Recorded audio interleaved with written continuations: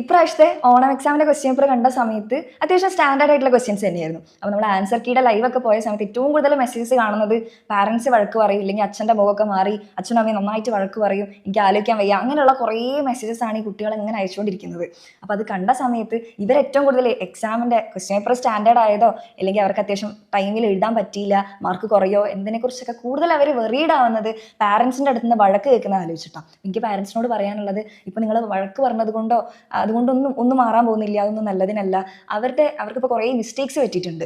അപ്പോൾ ആ മിസ്റ്റേക്സ് ഒക്കെ ഒന്ന് തിരുത്തി അടുത്ത പരീക്ഷയിൽ ഈ തെറ്റുകളൊന്നും ആവർത്തിക്കാതിരിക്കാൻ വേണ്ടിയിട്ട് അവർക്ക് വേണ്ടത് എന്താണ്? നിങ്ങളുടെ സപ്പോർട്ടാണ്. അപ്പോൾ ഇപ്പം നിങ്ങൾ കുട്ടികളുടെ കൂടെ നിൽക്കുക. അത്യാവശ്യം പറയുകയാണെങ്കിൽ അത്യാവശ്യം കൺഫ്യൂസ് ചെയ്യുന്ന രീതിയിലുള്ള ക്വസ്റ്റ്യൻസും കുറച്ച് ഇൻഡയറക്റ്റ് ആയിട്ടുള്ള ക്വസ്റ്റ്യൻസ് ഒക്കെ വന്നിട്ടുണ്ട്.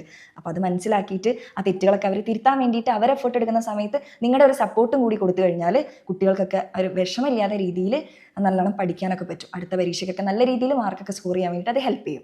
അപ്പോൾ അല്ലാതെ അവരെ വഴക്ക് പറയുകയൊന്നും ചെയ്യരുത്. അതേപോലെ മക്കളോട് പറയാനുള്ളത്, നിങ്ങൾക്കിപ്പോൾ ഏകദേശം തെറ്റുകൾ മനസ്സിലായിട്ടുണ്ട്, ടൈം മാനേജ്മെൻറ്റിൻ്റെ പ്രശ്നം ലാസ്റ്റ് മിനിറ്റിലേക്ക് മാറ്റി വെച്ച് കഴിഞ്ഞാൽ ഇനി ഇത്രയും കാലം പഠിച്ച പോലെ അല്ലെങ്കിൽ ഇത്രയും കാലം പാസ്സായി വന്ന പോലെ അങ്ങനെ ഒരു മാർക്ക് വാങ്ങാൻ പറ്റില്ല എന്ന് മനസ്സിലായിട്ടുണ്ടാവുമല്ലോ. അപ്പോൾ എന്ത് ചെയ്യുക, അടുത്ത പരീക്ഷയ്ക്ക് ആവാൻ വേണ്ടിയിട്ട് വെയിറ്റ് ചെയ്യാതെ നേരത്തെ എന്ത് ചെയ്യുക മക്കളെ, പഠിച്ചു തുടങ്ങുക. ഒരു ചാപ്റ്റർ തന്നെ അരച്ച് കലക്കി ഉപ്പുമൂലം അരിച്ചു പെറുക്കി പഠിച്ചാൽ മാത്രമാണ് ഇനി ഇങ്ങനത്തെ ക്വസ്റ്റ്യൻസ് ഒക്കെ ആൻസർ ചെയ്യാൻ വേണ്ടി പറ്റുള്ളൂ എന്നുള്ള ബോധ്യമൊക്കെ ഏകദേശം വന്നല്ലോ. അപ്പം ഇനി എന്ത് ചെയ്യുക, അടുത്തേക്ക് അത് തിരുത്തുക. അല്ലാണ്ട് ഇനി കഴിഞ്ഞത് ഓർത്ത് വിഷമിക്കൊന്നും വേണ്ട. ഇനിയിപ്പോൾ ഓണം വെക്കേഷനൊക്കെയാണ്, അപ്പോൾ ഈ 10 ദിവസം അടിപൊളിയായിട്ട് എൻജോയ് ചെയ്യുക. ഇടയ്ക്ക് ടച്ച് വിട്ട് പോകാതിരിക്കാൻ വേണ്ടിയിട്ട് ഇടയ്ക്ക് പുസ്തകമൊക്കെ ഒന്ന് എടുത്ത് നോക്കുക, വായിച്ച് നോക്കുക.